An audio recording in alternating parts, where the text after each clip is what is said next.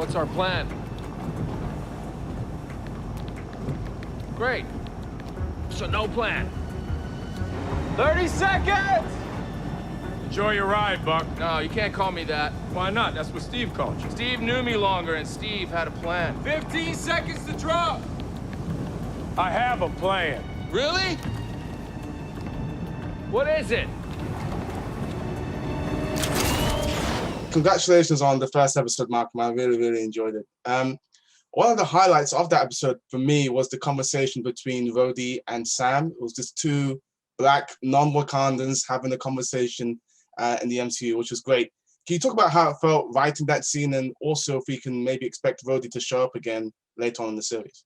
I cannot talk about Rhodey showing up, but man, we was thrilled, like, you know, because again, we knew there are just certain moments that you know the people are going to respond to, and you know what I mean, like, you know, Black folk in particular are going to be like, it's just going to be a shorthand with the fans there, and that was one of the things we all asked for. You know, writers' room was mostly Black, was to have that moment, because we imagine Sam and Rhodey are the ones dealing with getting pulled over. Sam and Rhodey's are the ones dealing with security following them when they're going shopping, right?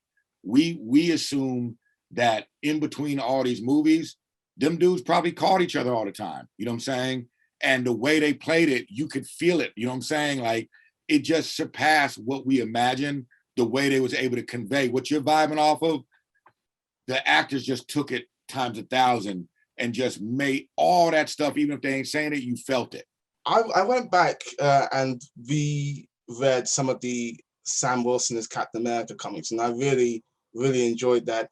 I imagine that's something you did as you were preparing to write this. Is there any particular comic that you took great inspiration from or returned to?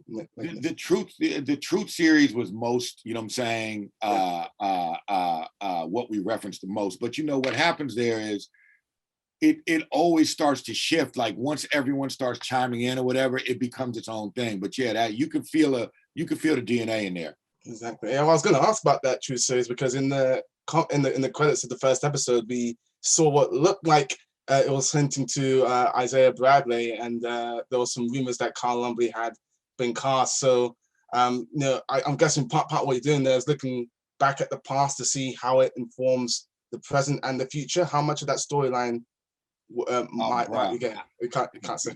hit me on Instagram after episode 2. You know what I'm saying? You're gonna love it. You're gonna love it. Interesting. I wanted to ask about this because there has been some chatter in the MCU for the last few years about whether Bucky is bisexual or queer. And he had that line in the first episode about tiger pictures, which are primarily, I think, found on men's profiles. So is that question going to be definitively answered? What was the purpose of that line? Cannot get, like, you just gotta, you know, I'm not diving down rabbit holes, but just keep watching. Okay. Well, I got one more question for you.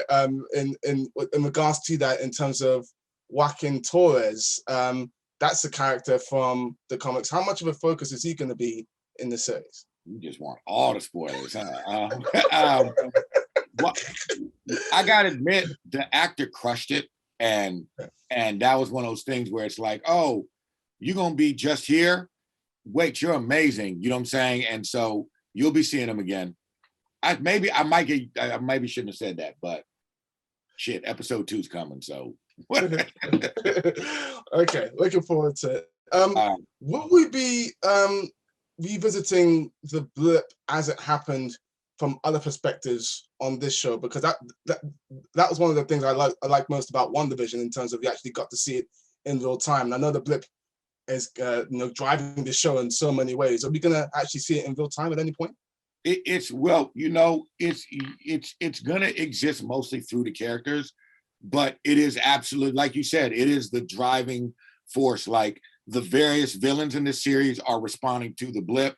The people, you see what just happened with Sam, you know what I'm saying? Like, it is, everyone in this planet is even more directly dealing with that. And we felt like, you know, it's very relatable with, you know, with Corona happening right now and everything. Like, a global problem is something that makes these heroes feel like humans. Have you had any discussions about season 2 yet? I am not qualified or endowed to speak on that, but what I do tell people is I don't think Marvel has ever introduced major characters and just left them alone. So something gonna happen. You know, you already know that. You know, what Kevin said, one thing that I think is important to relay is the new phase of Marvel, characters are gonna live like Wanda and Scarlet and Moon Knight and Sam and Bucky will also be interchangeable with the movies. Awesome. Well, Malcolm, thank you so much for your time. Sorry if I was... It's all good. You went for it. It's all good.